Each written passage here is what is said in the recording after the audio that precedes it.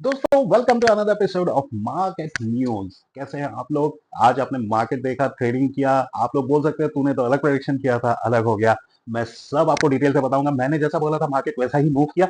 लेकिन हालांकि मैंने कहा था मार्केट आज गैप डाउन खुलेगी, क्यों गैप अप खुलेगी, ये सारा analysis at the end of the video में आपको जरूर बताऊंगा। और कल के क्या इंपॉर्टेंट पॉइंट्स रहेंगे ये भी मैं जरूर बताऊंगा। तो चलिए शुरू करते हैं आज के पहले अपडेट के साथ। आज का पहला अपडेट ये है, क्या आप बैटरी बैंक यूज करते हैं? बैटरी बैंक वही जो चार्जिंग के लिए आप यूज करते हैं मोबाइल्स पे, हम सभी यूज करते हैं। लेकिन आप यूज करते हैं तो हो जाइए सावधान, क्योंकि ये आपका हो सकता है फट सकता है, आग लग सकती है, आपको इंज्योर कर सकती है। हाँ, रिसेंटली एक खबर आई है चाइनीज कंपनीज, स्पेसिफिकली दो चाइनीज कंपनीज, मैं आपको इनके नाम जरूर बताऊंगा।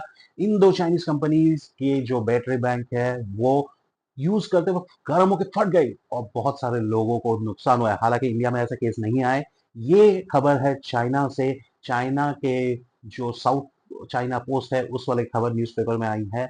दो कंपनी, इनके नाम है एंकर एंड रोमोस। जी हाँ, एंकर एंड रोमोस के बैटरी बैंक इंडिया में भी बिकते हैं। इन कंपनीज ने 12 लाख यूनिट मार्केट से वापस रिकॉल कर लिए चाइना में।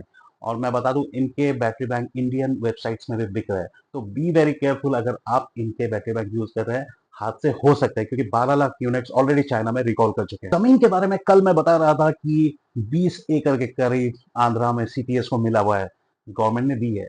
अब यही वेस्ट बंगाल ने भी रिसेंटली अनाउंस कर दिया, टाटा कंसल्टेंसी सर्विस को 21 एकड़ जमीन, जी हाँ 21 एकड़ जमीन अलॉट की है, वही आईटी पार्क डेवलप करने के लिए। हालांकि इसके अगेंस्ट में आईटी मतलब टीसीएस जनरेट करेंगे 25,000 जॉब। अनबिलीवेबल, अनबिलीवेबल, इतने सारे जॉब जनरेट करेंगे इस आईटी पार्क के थ्रू। क्या आप ऑनलाइन शॉपिंग करते हो? हम सभी यूज करते हैं, हर चीज के लिए आज ऑनलाइन शॉपिंग हो रही है। कपड़े खरीदने से लेकर इंश्योरेंस बाई करने तक, इनफैक्ट आपके हाउस होल्ड के हर एक आइटम हम ऑनलाइन खरीद रहे हैं। लेकिन यहाँ सावधान होना जाना चाहिए, क्योंकि होम मिनिस्ट्री की IC4 डिपार्टमेंट ने ये स्पेसिफिकली एक चेतावनी जारी की है कि अभी हमको सावधान हो जाना चाहिए फिशिंग साइट से। जी हाँ, ये फिशिंग साइट क्या होती है? बेसिकली ये ऑनलाइन शॉपिंग साइट्स की तरह ही दिखने वाले एग्जैक्ट सेम डुप्लीकेट साइट्स है, जहां में आप क्लिक करते ही आपके सारे पैसे, आपके मोबाइल के हर एक डेटा जा सकती है साइबर क्रिमिनल्स के पास। तो बच के संभल के, ये जो भी आप वेबसाइट पे क्लिक करते हो उनके एड्रेसेस देख लिया करें, सावधान हो जाए। किसी भी ईमेल का जवाब, कोई भी अगर संदेहजनक ईमेल हो, कोई भी आपको ईमेल में लिंक भेजते हो तो उस लिंक को क्लिक ना करें। अदानी ग्रुप ने सिक्योर किए हैं $1 बिलियन के लोन फॉर रीफाइनेंसिंग।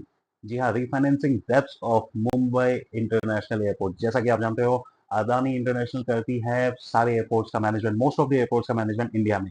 अभी वही मुंबई एयरपोर्ट का उन्होंने जो डेप्ट है उसको रीफाइनेंस करने के लिए अपोलो मैनेजमेंट, ग्लोबल मैनेजमेंट से $1 बिलियन का लोन उन्होंने सिक्योर किया है। बेसिकली ये लोन सिक्योर हुआ है थ्रू बॉन्ड्स। ये बॉन्ड्स 2029 तक 6.5% के इंटरेस्ट में ये बॉन्ड्स इशू किए गए हैं अदानी इंटरनेशनल को। इससे एक बात तो प्रूफ हो गई कि इंटरनेशनल कंपनीज की ट्रस्ट इंडियन कंपनीज में बढ़ रही है, और ये फर्स्ट ऑफिस काइंड की एक गवर्नमेंट प्रोजेक्ट के लिए कोई प्राइवेट कंपनी फाइनेंस प्रोवाइड कर रही है इंडिया में। दोस्तों, आए दिन यूनाइटेड स्टेट्स अपने लिए बहुत सारे प्रॉब्लम क्रिएट करे जा रहा है। रिसेंटली हमने सुने थे ट्रैवल एडवाइजरी, वीजा रेस्ट्रिक्शन। अब रिसेंटली उन्होंने कहा है कि इंडिया से आने वाली हर एक सामान पे 500% की टैरिफ लगाई जाएगी, अगर इसमें क्लोज रखा, रीजन रखा, अगर हम लोग रशिया से यूरेनियम, पेट्रोलियम, ये सारे प्रोडक्ट्स खरीदते रहे। उनका कहना है कि रशिया अभी वॉर में इतने लगे हुए हैं यूक्रेन के साथ, इनको पैसा ये सब चीजें बेचने से आ रही है। लेकिन मैं ये पूछना चाहता हूँ कि ये यूएस होता कौन है इंडिया को बताने के लिए कि हम कहाँ से अपना पेट्रोलियम खरीदे? हम अपने लिए इंपोर्ट कहीं से भी कर सकते हैं, लेकिन यूएस तो यूएस है, आप सभी जानते हो, वो अपनी मनमानी करने के लिए कुछ भी कर देती है। रिसेंटली उन्होंने चाइना के ऊपर भी 500% टैरिफ लगा दिए थे, 2 दिन के बाद वो फिर से मुकर गए। तो ये ट्रम्प की सोची समझी साल है, और ये ट्राई करते हैं कि स्टॉक मार्केट को क्रैश कर दे। जीरोधा के निखिल कामत, हम सभी जानते हैं बिलियनर निखिल कामत ने इन्वेस्टमेंट कर दिया इनक्रेड पे। जी हाँ, आईपीओ बाउंड इनक्रेड पे माइनॉरिटी स्टेक बाय किया है। कितने का पता है आपको? 250 करोड़ का। अभी देखना है इस आईपीओ की वैल्यूएशन नितिन कामत की स्टेक बाय करते ही मेरे ख्याल से बहुत ज्यादा बढ़ने वाली है। ये आईपीओ जब खुलेगी हमें देखना है कैसे परफॉर्म करें। मेरा जो अंदाजा है, शायद Nikhil Kamath is a trustworthy name in market. So इसके चलते मेरे ख्याल से ये आईपीओ की डिमांड तो होगी, लेकिन हालांकि यहीं पे रुक जाओ। अगर आप इन्वेस्ट करने का सोच रहे हो आईपीओ में, मैं आपको सजेस्ट नहीं कर रहा हूँ। This is just a news and update मैं जो आपको दे रहा हूँ। चलिए बढ़ते अगली सेगमेंट की तरफ, जो है सबके लिए, जिसके लिए आप सब लोग रुके हुए हैं।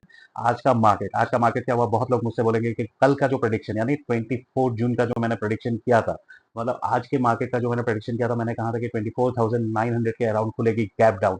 लेकिन आप सोच रहे होंगे कि ये गैप अप कैसे खुल गई, तो मैं पूरा सिनेरियो आपको बताता हूँ।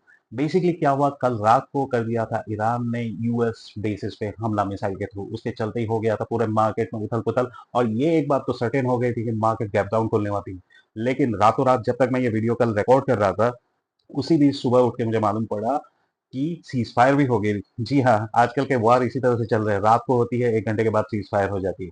तो सीज फायर की अच्छी खबर आते ही मार्केट पॉजिटिव में आ गए, और मार्केट खुलते ही गैप अप हुई। लेकिन गैप अप में आपको मैं बता दूं, F I I D I ने पैसा नहीं लगाए। ये बेसिकली रिटेल ट्रेडर्स जो जिन्होंने सोचा कि अब मार्केट जाने वाले पॉजिटिव, रिटेल ट्रेडर्स ने अपने पैसे लगा दिया, और मार्केट पहुंच गई, मतलब निफ्टी पहुंच गई आपकी 25,310 के करीब, और आपकी वहीं बैंक निफ्टी पहुंच गई 56,600 के करीब। लेकिन वही मार्केट ने कर दिया सपोर्ट ट्रैप। जैसा मैंने कहा था कि मार्केट डाउन वाइज, मतलब आप नीचे के ट्रेंड ही पकड़ के रखिए, क्योंकि ये मार्केट बहुत अनस्टेबल है इस वक्त। आपका अगर आप ऊपर का सोच रहे हैं तो ऊपर का ट्रेंड अवॉइड करें तो आपके लिए बेनिफिशियल रहेगा। यही हुआ, मार्केट 25,300 से वापस शॉर्प टर्न लिया, वापस आके क्लोज हुआ 25,040 के आसपास, 25,090 के आसपास। और वहीं सेम हुआ आपका बैंक निफ्टी के साथ, वो शार्प फॉल हुई 56,400 तक। अभी कल के मार्केट्स कैसे रहेंगे, अब मैं आपको बताता हूँ कल के मार्केट्स में क्या आप एक्सपेक्ट कर सकते हैं। निफ्टी अगर आप ट्रेड करना चाहते हैं निफ्टी इंडाइसेस में, निफ्टी कल खुल सकती है गैप डाउन 24,940 के आसपास। ये आप सुन लीजिए, 24,940 के आसपास। वहां से वो हल्का सा ऊपर जाएगी 25,150 के करीब, और इसी बीच कल साइडवेज मार्केट रहने के बहुत ज्यादा चांसेस है। वहीं आपके हो गए bank Nifty should open at around gap down at around 56,300 जाके, वहां से आइदर अगर अब जाती है 56,300 से, तो वो 56,450 से ऊपर जानी नहीं चाहिए। लेकिन हालांकि जा भी सकते हैं, मार्केट का कुछ कहा नहीं जा सकता, कुछ अगर पॉजिटिव न्यूज आता है जिसके चांसेस बहुत ज्यादा कम है, तो ऊपर जा सकती है। लेकिन मोस्ट ऑफ द चांसेस है 56,300 के साथ में खुलते ही बैंक निफ्टी 56,450 तक जाए, उधर से वापस आके 56,250 56,300 के आसपास रहेगी। तो ये रहा मेरा मार्केट प्रेडिक्शन 25 जून के लिए। तो संभल के ट्रेड कीजिएगा, दीज आर जस्ट गाइडलाइंस जो बेस्ड ऑन माई एनालिसिस। तो चलिए ऐसे ही खबर और अपडेट्स के साथ कल मिलते हैं, और आप मुझे कमेंट करके बता सकते हैं अगर मुझे अपडेट्स मार्केट क्लोज होते ही नेक्स्ट डे के मुझे एनालिसिस देना है, तो मैं उसका एक अलग से सेगमेंट बनाऊंगा, और न्यूज अपडेट्स का अलग से सेगमेंट बनाऊंगा। Do leave A comment and let me know, and हाँ, सब्सक्राइब करना मत भूलिएगा। चलिए आज के लिए सब बात खैर, गुड नाइट।